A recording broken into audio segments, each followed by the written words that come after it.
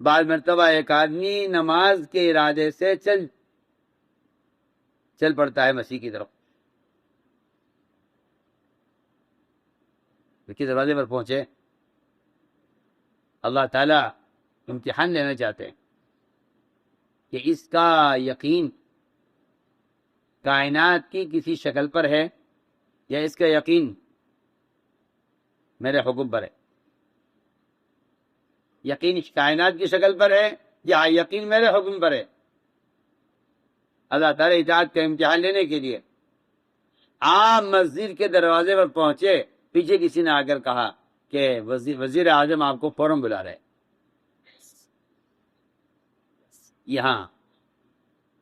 یہاں کہے گا کہ جماعت کی نماز تو سنت ہے، فرض تو ہے نہیں، اور حالات یہ ہیں میرے ساتھ ایک مجبوری آ گئی ہے کہ مجھے وزیر نے بلایا، میرے ساتھ مجبوری پیش آ گئی ہے کہ مجھے وزیر نے فوراً بلایا ہے، نماز قضا نہیں ہو رہی ہے، بعد میں پڑھ لوں گا، وزیر نے بلایا ہے، وزیر کی ذرا سے معلوم کر لیتا ہوں، اس نے بلایا ہے، میرے ساتھ مجبوری ہے۔ میں کہ تیرا امتحان ہو رہا ہے کہ تو ایمان وزیر پر لایا تھا یا اللہ پر ایمان لایا تھا، یہاں تیرا امتحان ہے۔ اگر تو یہ کہتا ہے وزیر سے کہہ دو اگر اللہ مطلوب ہیں تو کلمہ پڑھ کر مسجد میں آ جائیں، اور اگر اللہ مطلوب نہیں ہے تو انتظار کریں، ہمیں اللہ نے بلایا ہے، ہم اللہ سے ملاقات کریں گے اور اس کا حکم پورا کر کے پھر آپ کے پاس آئیں گے۔ مسلمان بھول گیا کہ کون سا وہ رعب تھا جس رعب سے اللہ نے صحابہ کی مدد کی تھی اور بڑے بڑے طاقتیں ان کے آگے جھکتی تھی۔ وہ رعب کیا تھا اور وہ رعب کس وجہ سے حاصل تھا؟ مسلمان کو بلا چکا ہے۔ میں اگر یہ عمل کو ضائع کر دیا وزیر کے لیے تو پھر ہم ان کو ذلت میں اور ان کو غلامی میں ڈالیں گے۔ اور اگر یہ کہتا ہے کہ وزیر سے کہتا ہے اگر اللہ مطلوب ہے تو آ جائے، اور اگر آپ کو اللہ مطلوب نہیں ہے رہی اپنے دین پر، ہم نماز کے بعد ملاقات کریں گے، ہم نماز کے بعد ملاقات کریں۔ تو میں کہنا چاہتا ہوں کہ نماز ہے، روزہ ہے، زکوٰۃ ہے، فرائض ہیں، سنتیں ہیں، جتنے بھی دین ہے، اس سارے دین کا مقابلہ بیٹھے گا دنیا سے، اس دین کا مقابلہ بیٹھے گا دنیا۔ آپ کسے مقدم کر دیں گے، اسے موقع کرتے ہیں۔ اگر آپ دین کو پیچھے کریں، دنیا کو آگے رکھیں، تو آپ نے دنیا کا ارادہ کیا ہے، اور اگر آپ دین کو مقدم کریں، دنیا کو پیچھے کریں، تو آپ نے آخرت کا ارادہ کیا ہے۔ اس پر فیصلہ ہو جائے گا کہ آپ کافروں کی طرح دنیا چاہتے ہیں یا مومن کی طرح آخرت چاہتے ہیں، اس پر فیصلہ ہوگا۔ کہ میں نے عرض کیا کہ پہلی بنیادی بات یہ ہے کہ آدمی کو اس کی مشق کرنی پڑے گی۔ ایسا نہیں ہے کہ عمل کے وقت کوئی تقاضا پیدا نہیں ہوگا، فرمایا کہ ہم عمل کے وقت تقاضے پیدا کریں گے، عمل کے وقت تقاضے لائیں گے، عمل کے وقت تقاضا لائیں گے، ہم ادھر دکان ادھر نماز، ہم تقاضا لائیں گے عمل کے وقت۔ ہم دیکھنا چاہیں گے کہ آپ کسے مؤخر کرتے ہیں، کسے مقدم کرتے ہیں۔ اس لیے میرے دوستو، بزرگوں، عزیزو، سب سے پہلی بات یہ ہے کہ عمل کی قوت کو بیان کرو۔ فرمایا کہ عمل کی قوت کے بیان کرنا اس لیے ہے تاکہ یقین شکلوں سے عمل کی طرف منتقل ہو جائے، یقین شکلوں سے عمل کی طرف منتقل ہو جائے، یقین شکل سے عمل کی طرف آئے۔ تو میں اس یقین کی تبدیلی کے لیے پہلا کام یہ ہے کہ نماز سے کامیابی کے یقین کی دعوت دو۔ لوگ اعمال کی ترغیب دیتے ہیں، مگر اعمال کی ترغیب اسباب کی ترتیب کے بغیر، فرمایا اگر اسباب کی ترتیب کے بغیر آپ عمل کی ترغیب آپ عمل کی جو ہے کی رغبت دلا رہے ہیں اسباب کی ترتیب کے بغیر، تو فرمایا کہ پھر دونوں چیزیں یقین میں برابر رہیں گی۔ ہمارے ہاں اعمال کی ترغیب اسباب کی تردید کے ساتھ ہے، عمل کی ترغیب اسباب کی تردید کے ساتھ ہے۔ میں بہت ضروری بات عرض کر رہا ہوں، عمل کی ترغیب اسباب کی تردید کے ساتھ۔ جی ہاں، جو لوگ یہ کہتے ہیں کہ ہاں نماز سے بھی ہوتا ہے، میں ان کے نزدیک دکان نماز دونوں برابر ہے۔ جو کہتے ہیں کہ ہاں نماز سے بھی ہوتا ہے، ان کے نزدیک دکان نماز دونوں برابر ہیں۔ جو کہتے ہیں کہ نہیں صرف نماز پہ ہوتا ہے، ان کے نزدیک نماز دکان پر مقدم ہے اور نماز پر ان کا یقین ہے۔ جو کہتے ہیں صرف نماز سے ہوتا ہے، جو کہتے ہیں دکان سے بھی ہوتا ہے نماز سے بھی ہوتا ہے، فرمایا کہ ان کے نزدیک نماز دکان ان کے یقین میں برابر ہیں، نماز اور دکان کے یقین میں برابر ہیں۔ جو کہتے ہیں نماز سے بھی ہوتا ہے، وہ کہتے ہیں نہیں صرف نماز سے ہی ہوتا ہے۔ اس لیے اللہ کی ذات عالی سے فائدہ اٹھانے کا سب سے بنیادی ذریعہ فرمایا کہ وہ سب سے بنیادی چیز نماز ہے۔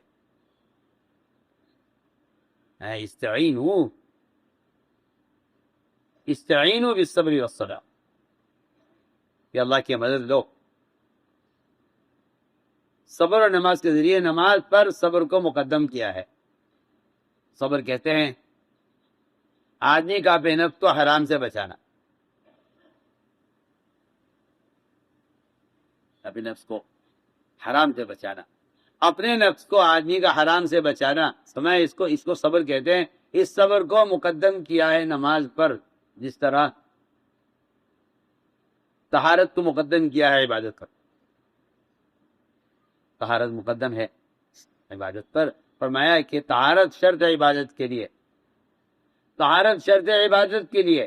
فرمایا کہ اسی طرح حلال غذا مقدم ہے۔ یہ میں بہت ضروری بات کر رہا ہوں۔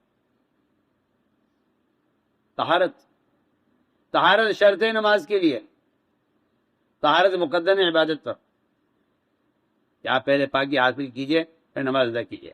فرمایا اس طہارت کا تعلق صرف غسل وضو سے نہیں ہے، اس طہارت کا تعلق آپ کے بدن کے خون کے حرام سے پاک ہونے کا ہے۔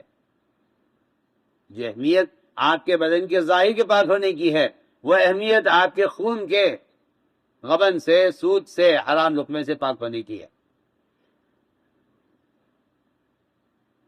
فرمایا کہ طہارت، نماز سے پہلے طہارت کا حکم ہے۔ طہارت کا تعلق صرف غسل وضو سے نہیں ہے، بلکہ طہارت کا تعلق آپ کے بدن کا خون پاک ہونا چاہیے عبادت کے لیے۔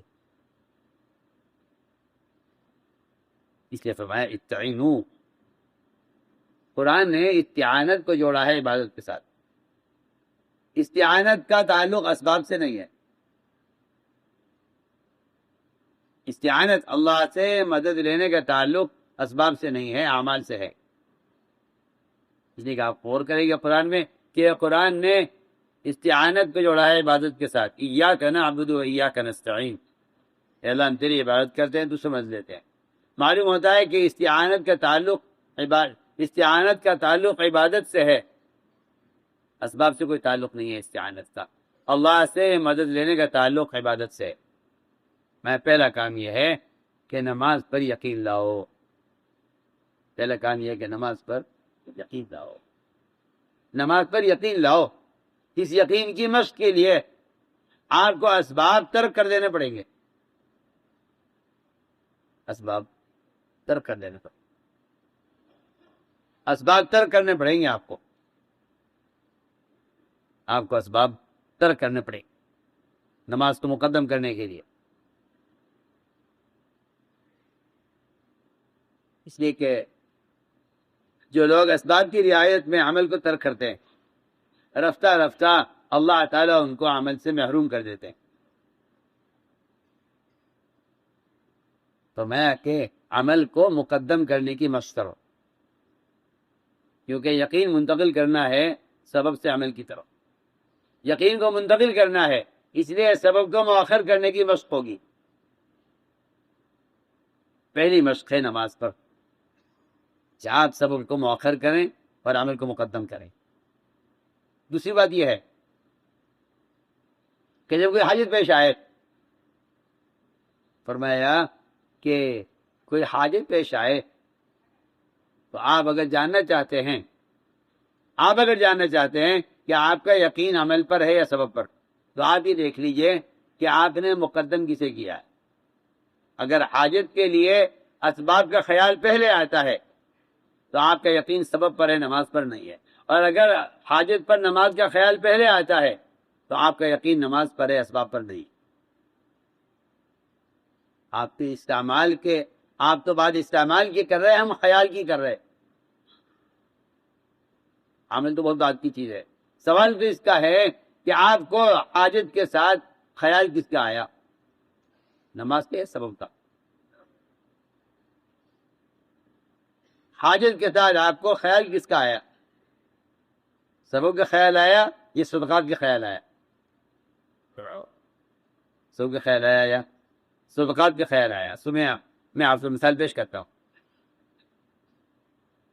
اللہ تعالیٰ کا نظام ہے، میں شروع سے عرض کر رہا ہوں کہ اللہ تعالیٰ نے کائنات کو دواؤں سے بھی بھرا ہے، کائنات کو دواؤں سے بھرا ہے۔ دوائیں، دوا کے لیے، مرض کے لیے۔ جس طرح غذا بھوک کے لیے ہے، فرمایا اس طرح دوائیں امراض کے لیے ہیں، اور دونوں امتحان کے لیے ہے۔ ادھر نے بھوک پیدا کی ہے، ادھر ہم بھوک پیدا کریں گے، ادھر حرام غذا پیش کریں گے۔ سنیے آپ، ادھر بھوک پیدا کریں گے، ادھر حرام غذا پیش کریں گے۔ ہم دیکھنا چاہتے ہیں کہ آپ بھوک کا علاج حرام غذا سے کرتے ہیں یا آپ بھوک کا علاج حلال غذا سے کرتے ہیں۔ ادھر بھوک، ادھر حرام غذا، یا ادھر بیماری، ادھر دوا۔ ہم دیکھنا چاہتے ہیں کہ آپ بیماری میں آپ دوا کی طرف پہلے جاتے ہیں یا آپ بیماری میں عمل کی طرف پہلے آتے ہیں۔ میں اس کی مثال پیش کرنا چاہتا ہوں۔ ہم نے اسباب بنائے اس لیے ہیں کہ ہم یہ دیکھنا چاہتے ہیں کہ آپ کا اپنا دوا کا تجربہ، آپ کا پہلا قدم اللہ کی طرف اٹھواتا ہے دوا کی طرف۔ ایک دوائیں تو ہیں جو دوائیں آپ کو ڈاکٹروں نے، اطباء نے، حکیموں نے بتائی ہیں، جس پر آپ کا پورا اعتماد ہے اور آپ کا پورا یقین ہے اور آپ کا پورا تجربہ ہے، اور آپ کہتے ہیں بہت اچھا ڈاکٹر نے بڑی اچھی دوا بتائی ہے۔ میں اس کے مقابلے میں عرض کرنا چاہتا ہوں، ایک تو آپ کا طبیب ہے جو دوا بتا رہا ہے، میں کہنا چاہتا ہوں ایک وہ دوا ہے جو اللہ تعالیٰ بذات خود نبی کو بتلا رہے ہیں کہ نبی جی آپ یہ دوا استعمال کیجئے۔ سنیے تو صحیح آپ، ایک دوا وہ ہے جو آپ کو آپ کے طبیب نے بتائی ہے، آپ کو اس سے فائدہ ہوا ہے، اور آپ کو اس کے فائدہ ہوتے ہی آپ کا یہ پورا اعتقاد، یقین اور تجربہ آپ کا بن گیا کہ ہاں یہ والی دوا اس مرض کے لیے بہت مفید ہے۔ آپ خود بھی استعمال کرتے ہیں، دوسروں کو بھی آپ یقین دلاتے ہیں، لوگوں سے بھی آپ کہتے ہیں کہ بھئی یہ والی دوا استعمال کرو۔ اس کے مقابلے میں، اس طبیب کے مقابلے میں اللہ تعالی خود نبی کو دوا بتلائیں، بھلے کیا ضرورت ہے اس کی اللہ کو کیا ضرورت ہے کہ وہ نبی کو دوا بتلائیں؟ اللہ تعالیٰ نبی کے درد کو اور نبی کی تکلیف کو اپنے حکم سے پورا ٹھیک کر دیں، لیکن ہم انبیاء سے بھی دوائیں استعمال کرواتے ہیں یہ دیکھنے کے لیے کہ جن دواؤں سے ان کو کامیابی کا تجربہ ہو جائے، یہ اس کے باوجود ہمیں یاد کرتے ہیں یا دواؤں کو یاد کرتے ہیں۔ یہ ہم انبیاء کا امتحان لیں گے۔ اس میں بتائیے بس آپ، انبیاء علیہ السلام کا دواؤں میں امتحان ہے۔ میں آپ کو مثال پیش کر رہا ہوں۔ حضرت عائشہ فرماتی ہیں رضی اللہ تعالی عنہ کہ حضور اکرم صلی اللہ علیہ وسلم اتنی دوائیں استعمال کرتے تھے کہ مجھے خود آپ کو دوائیں کھلا کھلا کر میں خود ڈاکٹر بن گئی تھی. مجھے اندازہ ہو گیا تھا کون سے مرض کے لیے کون سی دوا ہونی چاہیے.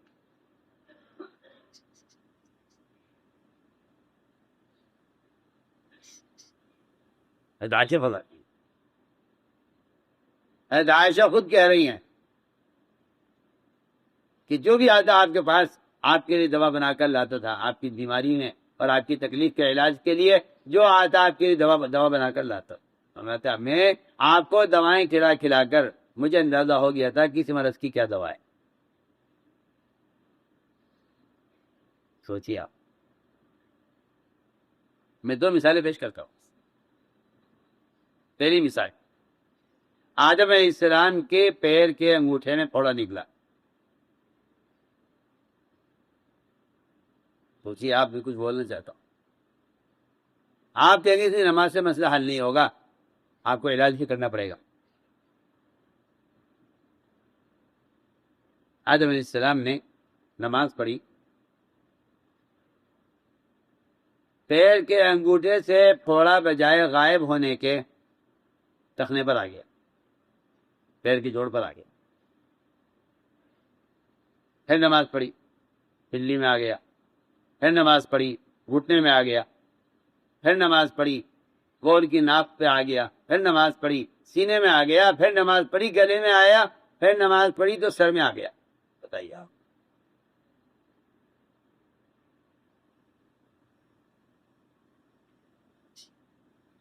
سوچیے سوچیے. نماز پڑھتے جاتے ہیں اور پھوڑا جسم کے خطرناک حصے کی طرف جا رہا ہے. آپ یہ سمجھتے ہیں کہ میں نماز پڑھوں گا مسئلہ حل ہو جائے گا؟ ہم آپ کی نماز کا امتحان لیں گے. میں آپ سے بڑی ضروری بات عرض کر رہا ہوں. ہم آپ کی نماز کا امتحان لیں گے کہ اگر نماز پڑھنے کے باوجود آپ کو نقصان ہو رہا ہے تو آپ نقصان کی وجہ سے نماز میں شک نہیں کرتے.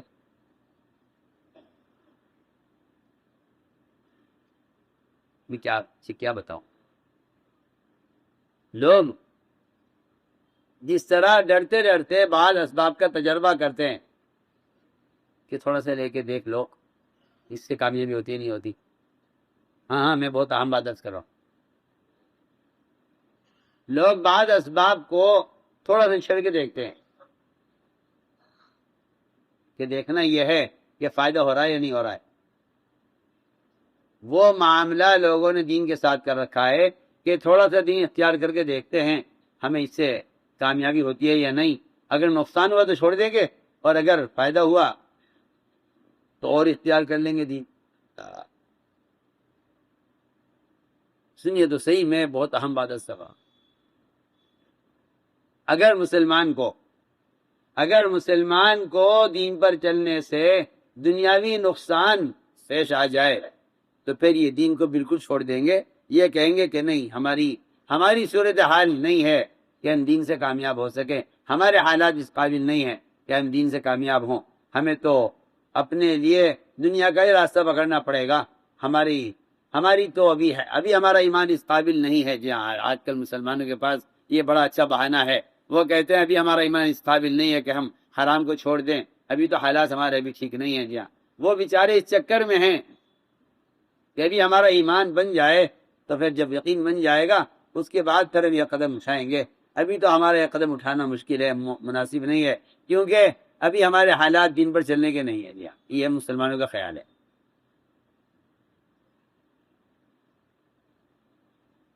یہ دین پر چل کر دیکھیں گے. یہ دین پر، میں بہت کام کی بات آپ سے کر رہا، یہ دین پر چل کر دیکھیں گے کہ دین پر چل کے دیکھو کیا ہوتا ہے، اور تھوڑا سا دین اختیار کریں گے.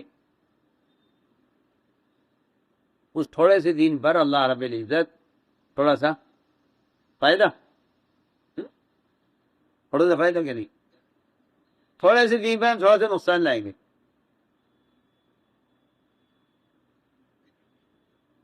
تھوڑے سے دین پر تھوڑا سا نقصان لائیں. بس یہ کہیں گے کہ بھائی ہمارے بس کا نہیں ہے اور اس کو چھوڑ دینا چاہیے، کیونکہ ہم نے تو دین اختیار کیا تھا، اس سے یہ نقصان ہو گیا ہے۔ آپ کو اندازہ نہیں ہے کہ آپ امتحان میں چل رہے ہیں، آپ نے یہ کہہ کر چھوڑ دیا راستہ کہ میں آپ سے ایک سوال کر رہا ہوں،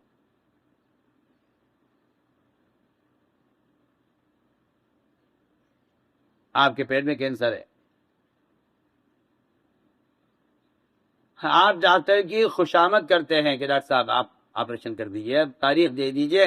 بعض وزیروں کے پرچے لکھوا کر ڈاکٹروں سے تاریخ لیتے ہیں، سفارشات کر کے آپریشن ہوتا ہے، اس کی تکلیف، اس کی ساری، اس کے اخراجات، وہ سب کا سب برداشت ہے، اس لیے کہ آپ کو اس تکلیف میں آپ خوش ہیں اور آپ ڈاکٹروں کا شکریہ ادا کرتے ہیں کہ آپ نے اچھا کہ آپ نے آپریشن کر دیا، میں اس مرض سے مجھے اللہ نے نجات دے دی ہے۔ آپ آپریشن میں ڈاکٹروں کا شکریہ ادا کرتے ہیں، اور اگر اللہ تعالیٰ چھوڑا سا کوئی آپریشن کرنے لگے تو آپ سب سے پہلے دین کو چھوڑتے ہیں کہہ کر کہ نہیں میرے حالات دین پر چلنے کے نہیں ہے، دین سے میری دنیا کا نقصان ہو رہا ہے، میری دنیا کا نقصان ہو رہا ہے، آپ فوراً یہ فیصلہ کرتے ہیں کہ نہیں ابھی ہمارے حالات دین پر چلنے کے نہیں ہیں۔ جی ہاں، میں آپ کو اس کی مثال پیش کر رہا تھی کہ جب آپ دین کی طرف آئیں گے تو اللہ تعالیٰ تھوڑا سا نقصان لائے گا، ہم ان کو آزمائیں گے، تھوڑا سا خوف لائیں گے دین کے ساتھ، اور تھوڑا سا نقصان لائیں گے دین کے ساتھ، اور تھوڑی سی بھوک لائیں گے دین کے ساتھ، اور ہم ان کی جان میں مال میں نقصان کرائیں گے ان کو پرکھنے کے لیے کہ یہ اس نقصان کی وجہ سے دین کو چھوڑتے ہیں یا دین کو تھامے رکھتے ہیں۔ اس کی بھی مثال دے رہا تھا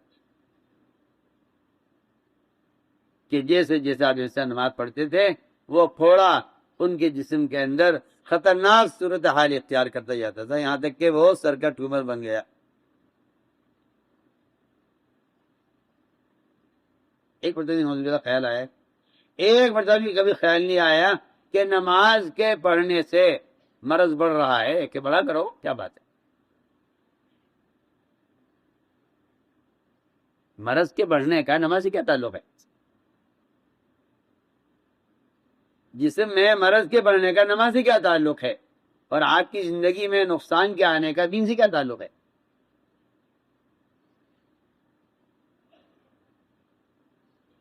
تو انسان تجربہ کر کے دیکھتا ہے، جس طرح لوگ اسباب کا تجربہ کرتے ہیں اس طرح لوگ آج کل دین کو اختیار کر کے دین کا تجربہ کرتے ہیں، دین کا تجربہ کرتے ہیں، دیکھیں کیا ہوتا ہے۔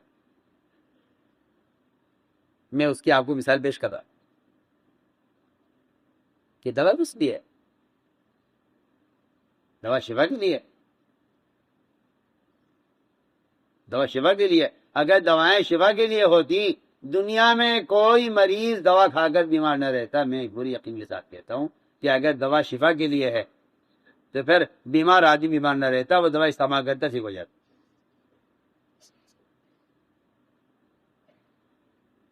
جو دوائیں کل مرض کے لیے بنائی گئی تھی آج ان دواؤں سے وہ امراض پیدا ہو رہے ہیں کہ وہ ان دواؤں کو بین کر رہے ہیں کہ یہ دوا استعمال نہ کی جائے۔ بالکل،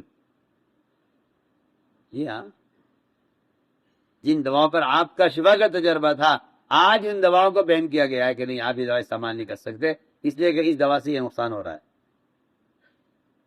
آپ کو اندازہ ہے کہ ڈاکٹر ایک دوا لکھتا ہے، وہ ایک دوا اور لکھا ہوگا کہ دیکھیں اس دوا کے ساتھ آپ کو یہ دوا اور کھانی پڑے گی ورنہ یہ آپ کو نقصان کرے گی۔ یہ تو حال ہے۔ تو میں نے عرض کیا کہ اللہ نے امتحان لیا موسیٰ علیہ السلام کا، امتحان لیا موسیٰ علیہ السلام۔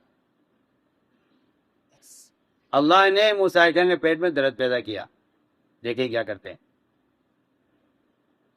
پیٹ میں درد پیدا کیا، دیکھیں کیا کرتے ہیں۔ جب درد ہوا پیٹ میں تو اللہ سے کہا کہ اللہ میرے پیٹ میں درد ہے. اللہ سے کہا اللہ میرے پیٹ میں درد ہے. اللہ نے فرمایا کہ موسیٰ ریحان استعمال کرو. کیا ضرورت ہے اللہ کو ریحان استعمال کرانے کی؟ وہ قادر مطلق ہیں، وہ اپنے امر کن سے نبی کے پیٹ کا درد ٹھیک کر دیں. کیا ضرورت ہے نعوذ باللہ اللہ تعالیٰ کو کہ وہ پیٹ کا درد ٹھیک کرانے کے لیے ریحان استعمال کرنے کا حکم دیں؟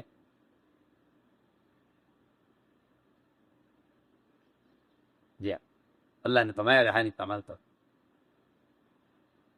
بتائیے تو صحیح، اللہ کا تجویز کردہ نسخہ ہے، عالم الغیب ہیں. کیا ہیں؟ اللہ نے طے کیا، اللہ نے فرمایا ریحان استعمال کرو. موسیٰ نے ریحان استعمال کیا، ریحان استعمال کیا، پیٹ کا درد ٹھیک ہو گیا. پیٹ کا درد ہو رہا ہے. میں کہتا ہوں آپ سے، امتحان یہ نہیں تھا کہ پیٹ کا درد ٹھیک نہ ہوتا. امتحان یہ تھا کہ پیٹ کا درد ٹھیک ہو جائے. اگر پیٹ کا درد ٹھیک ہو رہا ہے تو اس کا مطلب یہ ہوا کہ آپ کو ریحان کا تجربہ اور آپ کو ریحان سے پیٹ کے درد کے ٹھیک ہونے کا آپ کا یقین بن گیا ہے کہ ہاں ریحان سے شفا مل جاتی ہے. اللہ نے ہی بتلایا ہے، ہماری استعمال میں بھی آیا ہے. سنیے تو صحیح میں کیا بول رہا ہوں. اللہ نے درد ٹھیک کر دیا، اللہ نے درد ٹھیک کر دیا، درد ٹھیک ہو گیا. ایک مرتبہ تجربہ ہو گیا کہ ریحان کے استعمال سے پیٹ کا درد ٹھیک ہو جاتا ہے. دوبارہ اللہ نے درد پیدا کیا کچھ عرصے کے بعد، خیال ہی آیا کہ ریحان استعمال کرنا چاہیے. پہلے نہیں کیا تھا، اب بھی کچھ کرنا چاہیے. ریحان استعمال کیا، ریحان علیہ السلام نے دوبارہ کے درد میں ریحان استعمال کیا، پیٹ کا درد بڑھ گیا، ٹھیک نہیں گیا. سوچیا یہ کیا آخر یہ کیا نظام ہے یہ قدرت کا.